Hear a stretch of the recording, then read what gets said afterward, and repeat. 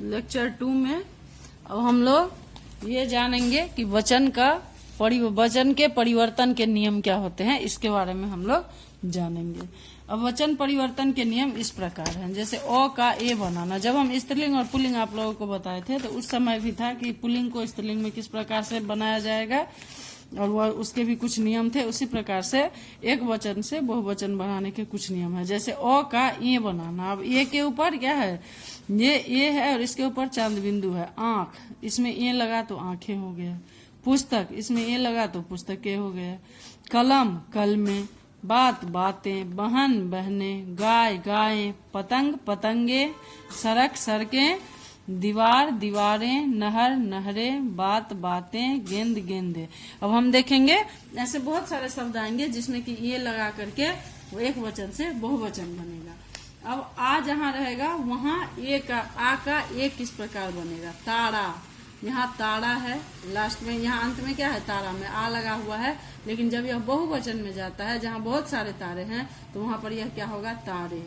लड़का, यहाँ लड़का में आकार की मात्रा है और यहाँ पर फिर जब ये बहुवचन होता है तो यह क्या हो जाता है, लड़के।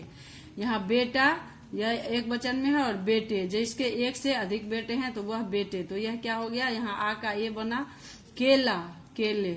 पत्ता, पत्ते। संतरा, संतरे। छाता, छाते। कांटा, कांटे। डंडा, डंडे। पंखा, पंखे। घोड़ा, घोड़े। गमला, गमले। तो ये शब्द जो हैं, पहले हमने क्या देखा कि अ का ए में परिवर्तन करके किस प्रकार से एक वचन में बहुवचन बनाया जाता है। उसके बाद हमने देखा कि आ का ए में बन करके किस प्रकार से एक वचन से बहुवचन बनता है। फिर अब आगे की हम लोग जानकारी देखें कि आगे क्या है। आ, उ, आ, छोटी ऊ और बड़ी ऊ का ए बनना। यहाँ पर सिर्फ और सिर्फ अ का ए बन रहा था, तो यह देखिए यह किस प्रकार से है। लता, लताएं। कविता, कविताएं।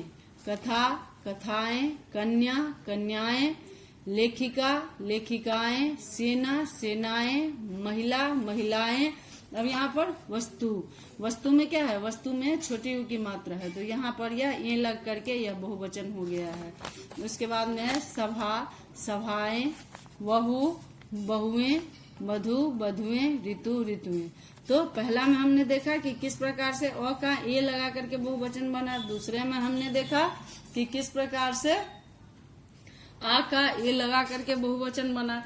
तीसरा में हमने देखा कि किस प्रकार से आ, छोटी ऊ और बड़ी ऊ का ए बना और यह किस प्रकार से एक वचन से बहुवचन में आया।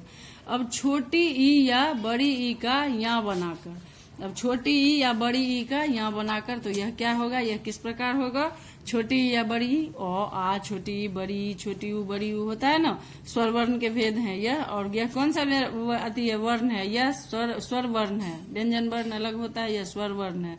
तो यहाँ पर राशि, इसमें छोटी ई की मात्रा है और यह जब बहुवचन में गया तो भी छोटी ई की मात्रा रहा, लेकिन यहाँ पर व्य आकार, ऊपर चांद बिंदु, राशियां।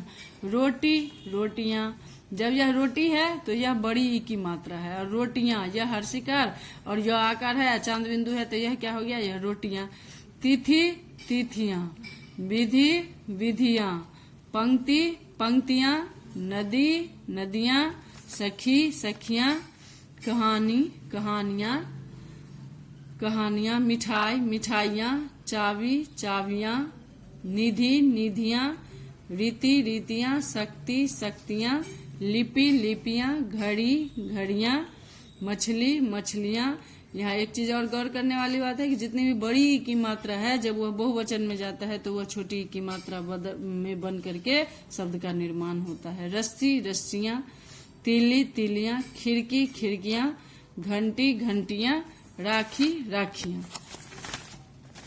अब आगे हम लोग देखें या के स्थान पर या बनाकर। लुटिया, लुटियां। बंदरिया, बंदरियां। लकड़ी, लकड़ियां। डिबिया, डिबियां।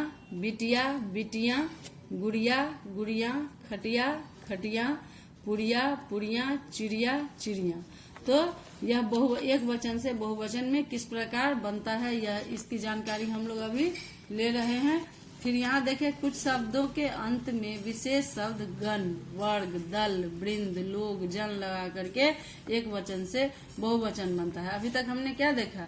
अभी तक हमने स्वर वर्ण को देख रहे थे हम लोग कि कैसे किस प्रकार से उच्चारण करके और किस प्रकार से बनाया जाता है। अब हम लोग देखते हैं यहाँ पर इसका बहुवचन बनाने के लिए यहाँ शब्द ही बदल गया है। जैसे गण, वर्ग, दल, वृंद, लोग, जन लगा करके यहाँ पर बहुवचन बनाया जाएगा। जैसे कैसे? श्रोता, श्रोतागण, यहाँ श्रोताएं नहीं लिखेंगे हम, श्रोतागण। अध्यापक, अध्यापकगण। श्रमिक, श्रमिकगण। पाठक, पाठक वर्ग।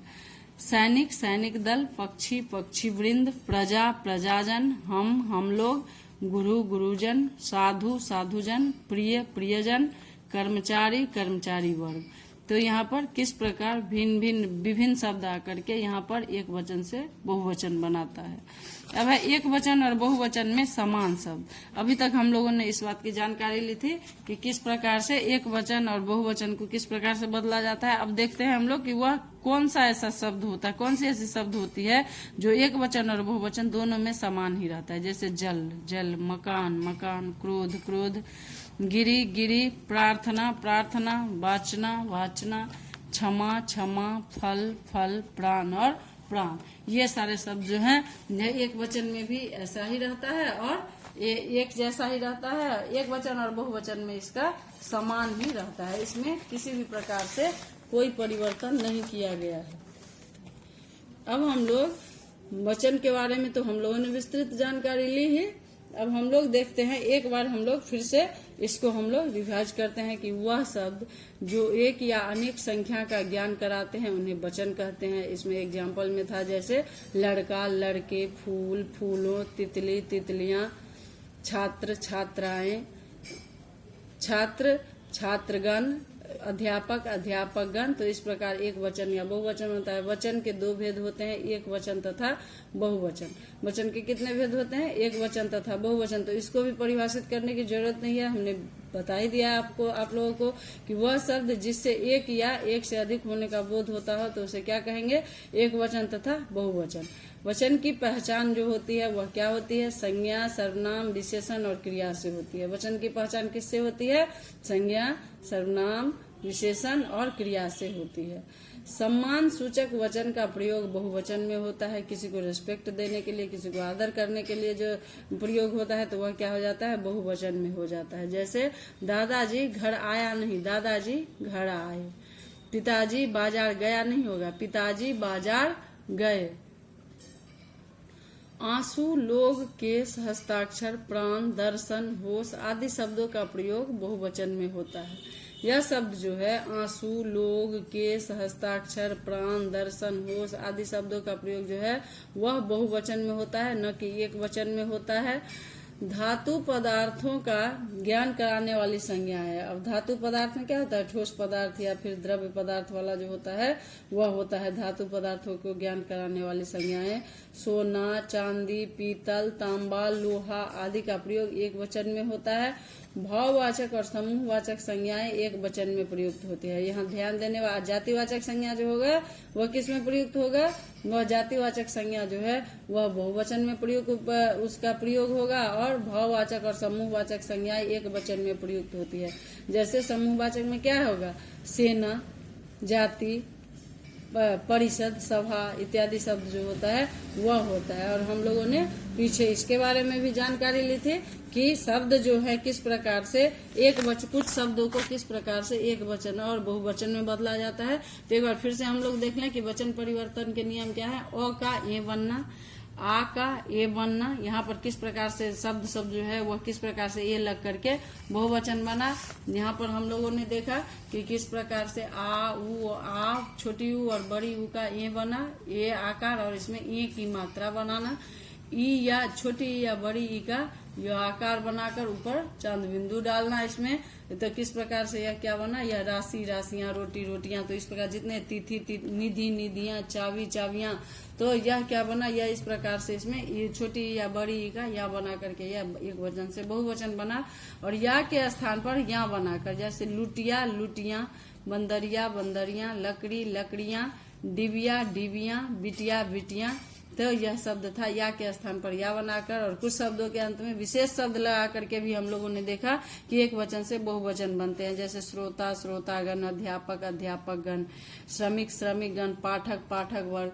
अब हम लोग इस प्रकार फिर देखते हैं कि एक वचन और बहुवचन में समान शब्द जो था वह किस प्रकार का था, जैसे गिरी गिरी, क्षमा क्षमा, जल और जल।